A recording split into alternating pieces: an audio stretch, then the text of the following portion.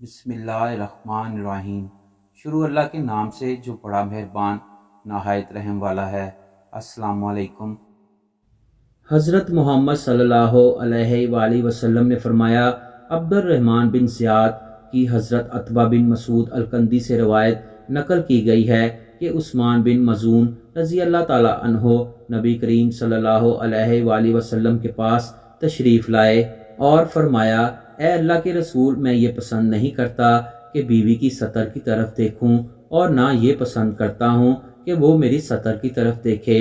تو حضور صلی اللہ علیہ وآلہ وسلم نے فرمایا، بے شک اللہ تعالیٰ نے اسے تمہیں اس کا لباس بنایا ہے، اور میں ان کی یعنی حضور صلی اللہ علیہ وآلہ وسلم کی ازواج مطہرات یہ چیز دیکھتا ہوں اور وہ میری چیز دیکھتی ہیں۔ تو حضرت عثمان بن مظعون رضی اللہ تعالی عنہ کہنے لگے، تو آپ صلی اللہ علیہ وآلہ وسلم کے بعد کون سا شخص بہتر ہے؟